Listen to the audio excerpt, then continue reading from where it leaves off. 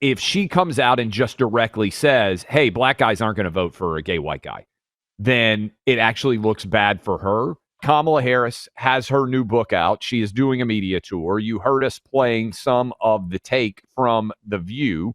But last night, her opening interview was with Rachel Maddow. And Rachel Maddow actually did a little bit of journalism because she pushed Kamala Harris on some of the arguments that are the most ridiculous that Kamala is making, in particular having to do with her vice president choice. And Buck, you as the Kamala Harris expert, having already purchased her book, will soon be able to tell us whether the news reports are accurate on this. We prefer to be called Kamalologists. Yes. That's a tough word. So Kamala Harris, the book is out, and she dove into, as part of the book, she is explaining why she ended up picking Tim Walz as her vice presidential pick. I give you credit, Buck, because she basically is saying Josh Shapiro thought he was too good for the number 2 job as VP, which was your take.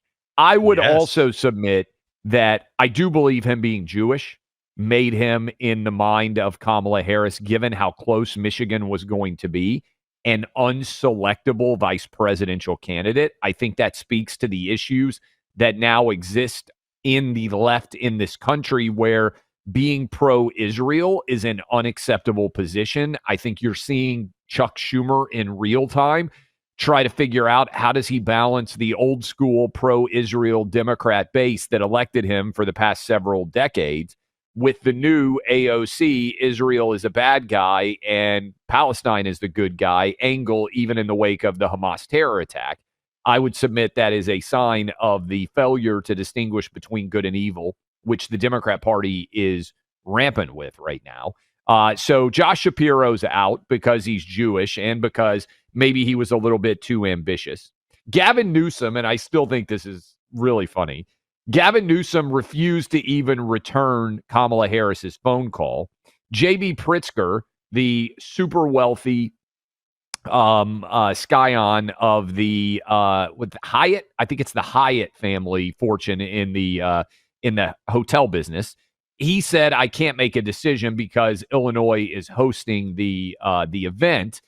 And then she started to run through some of the other possibilities. And she said she would have picked Mayor Pete, but she was concerned that Mayor Pete was gay and that it was asking too much of the electorate, given that she was a black and Asian woman married to a Jewish man, to pick a gay running mate.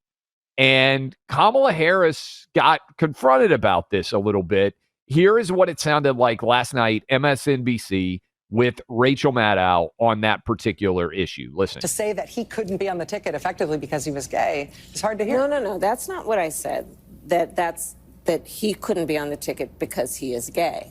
My point, as I write in the book, is that I was clear that in 107 days, in one of the most hotly contested elections for president of the United States, against someone like Donald Trump, who knows no floor, to be a black woman running for president of the United States and as a vice presidential running mate, a gay man, with the stakes being so high, it made me very sad, but I also realized it would be a real risk. Okay. What she's trying to argue, and doing it in very Kamala Harris inarticulate fashion, Buck, I think, is I'm not homophobic, but lots of people are homophobic, and therefore I could not pick Mayor Pete. What she's not saying is a lot of the homophobes are actually black voters in the Democrat Party, because Mayor Pete in South Carolina, when suddenly black voters have a huge say in the Democrat primary, wouldn't vote for him at all. And right now, did you see a couple of months ago, they came out with a poll of black voters? Mayor Pete's at 0%. I think Kamala Harris is not telling the truth here, go figure, but I think they had data and they said, you've already got an issue with black men. 21% of them ended up voting Trump. But if you have a gay white guy as your vice president, your issues with black men are going to explode in a way that makes you unelectable. In other words, this is a sign of a substantial element of homophobia. You know who loves Mayor Pete? White people. White women love Mayor Pete. They would, if only white women in America voted, Mayor Pete would be right now the president of the United States. Black men do not, and this goes to the tension of the coalition of the party that Democrats have built. Well, I do think it's funny that Kamala decided to go there right now. She didn't have to do this, really. That's in her book. Again, this is sometimes you have these unforced errors in books where you have 10 people reading them. This is like with the Kristi Noem. We talked about it, shooting the dog thing. I'm like, I don't know that I'd want that to be one of the hallmarks of my autobiography if I were advising her. I don't know that I would go into explaining why you didn't pick Mayor Pete and saying the country's not ready for a gay guy. I got a theory on this, Buck, but I want to hear your take. But this is my point, is that she's forced herself to speak on the issue that all Democrats know is not supposed to be spoken of, which is that a Democrat candidate cannot win if he or she is gay, cannot win the primary because they cannot win the black vote. And there's such a substantial black Democrat primary voting, block that it's game over.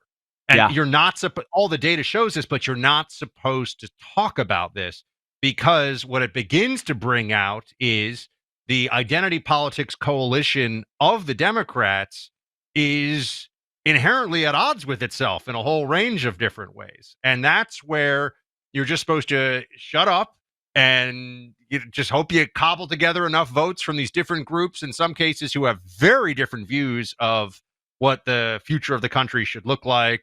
But as long as they're all getting their piece of the pie, so to speak, everything is supposed to be fine.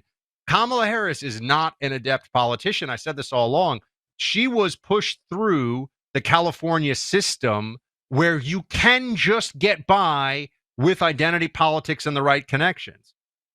Becoming the attorney general and then a senator from California does not require you to have to play the game the way that if you're going to be a senator from Virginia or a senator from North Carolina or from Arizona, let's say, you have to understand the game a little bit differently. She got to just let the system elevate her all the way through. And this is why she's, I'm just saying, this is, do you want to talk here? She was asked. Well, hold on. Okay. Let me give you my idea. If I were trying to be incredibly charitable to Kamala for how this gets in the book, she's directly undercutting Mayor Pete while looking like she's not. In other words, if she comes out and just directly says, hey, black guys aren't going to vote for a gay white guy, then it actually looks bad for her. Here, she is trying to finesse and let other people make the argument that she herself is not making, because she actually sees Mayor Pete as one of her top adversaries in the event that she runs again. Well, here she is asked about whether she's going to run again. 18, play it. Consider running in 2028? That's not my focus right now. I know that's not my focus at all. I know it really isn't. I'm just going to. Yeah. Well, I know you're not considering it now, but are you saying, when you said you're not going to run for governor of California? Correct. Were you saying you are never going to run for anything ever again, or were you just saying I'm not going to run for that office right now? That was the decision before me, and I made the decision not to run for governor of California. By the way, there are a lot of great candidates running, and I love my state, and we want somebody to definitely follow in the footsteps of Gavin in terms of standing up and understanding the power that California has to stand up to what we're saying in D.C. I think we all know that she's not running for governor of California because that means she's not going to be able to do both. And if she were to lose, she's definitely not running for president then. So it's all or not. Once you've run for president, I don't really know that you can run for anything else realistically. I think, or I should say, once you've been the nominee for president, I think it's very hard. Yeah, of course you can run for other things, but I mean, if you've been the top of the ticket and you lose, I don't think you then generally are like, you know what, I'm going to be a congressman now, or I'm going to run for Senate, or I'm even going to be a governor. Historically, if I'm not mistaken, Nixon did just that. You know that Pure Talk is our cell phone provider and a sponsor of this show, and that allows us to stand strongly behind this microphone every day and speak the truth to you. So it's important that you support brands that support your values, American values, and that's what Pure Talk does. And with plans starting from just $25 a month, you can save a ton of money with them. Pure Talk also believes in creating American jobs and supporting small business. So if you're a small business owner, you can save even more while enjoying white glove service. Stand with companies who share your values. Dial pound 250, say Clay and Buck to switch to Pure Talk. Right now, you'll save an additional 50% off your first month. Dial pound 250, say Clay and Buck to switch to Pure Talk. Do it today.